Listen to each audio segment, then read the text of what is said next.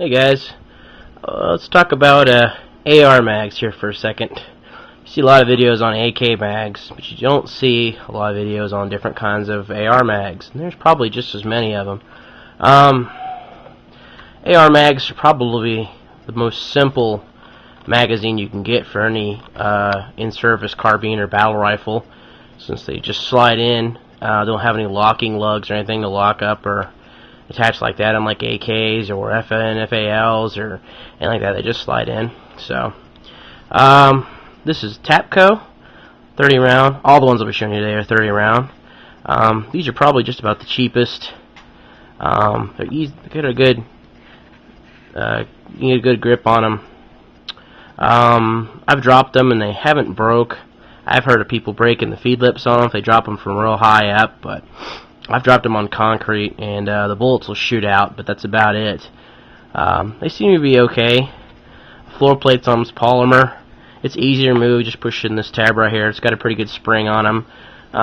They're okay. I don't really see any downside with them. I've never had any of them misfeed. They don't take a set. You can leave them loaded and they last a long time. The spring in them is pretty good. Next one up is a thermold magazine. Some people call these thermelts. They think they melt in the gun. I haven't had that happen before. This is one of the oldest magazines I have. I've had this since I started buying ARs. You can see it's a banhammer magazine.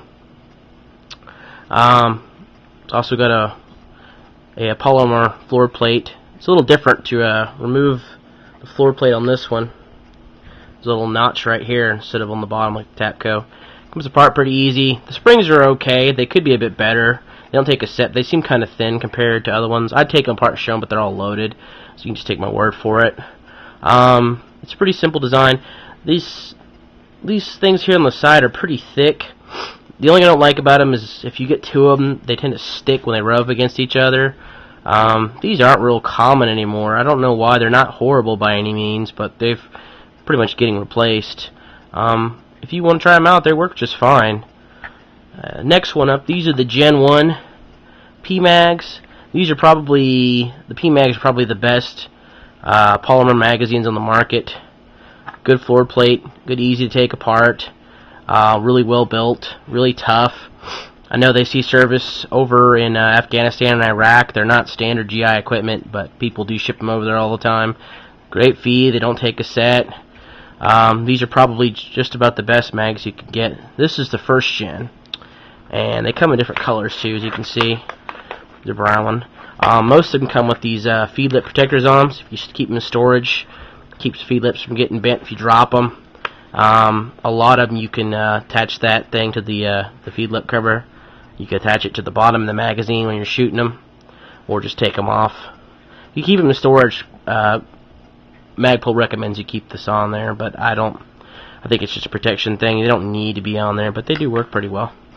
And like I said, these are Gen 1s. This is a Gen 2. Most obviously, you can see is the polymer clear window here. Let you see how much ammo you got left to a point. Doesn't go all the way up. But you can't really see on the camera. You might be able to tell. Notice the shadow around this is a lot darker.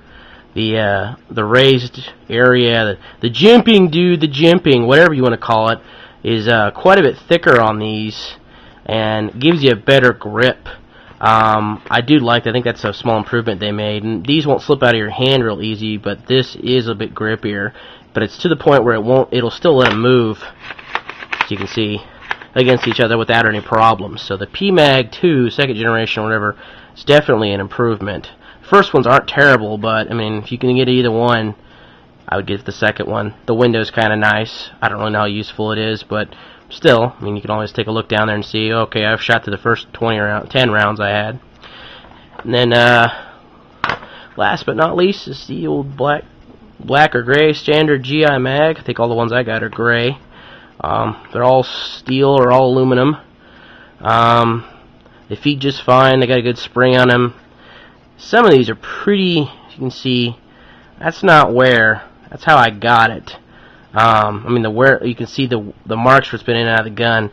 They're kind of crudely put together. I mean, I've seen AK magazines that are nicer than these made in China, It doesn't affect the mag in any way, but you get little places like this that'll poke the shit out of you if you don't grind them off. Let's see who makes this one. C Products. This other one over here, I got a couple of them. It might be C Products too, yeah. I've got a couple other ones. They all look the same. You'll find some in better shape than others, but these are mil-spec mags, and these are probably the worst of the magazines I have. I mean, they're not awful by any means, don't get me wrong, but like I said, just because you remember, just because it's mil-spec doesn't mean it's any good. These Pmags are much better magazines. The fit and finish is better. The spring's a little thicker. They're easier to take apart. They last longer. They don't have followers that tilt in them. I mean, I don't know if they call them mil-spec or not, but I'd rather take these than these.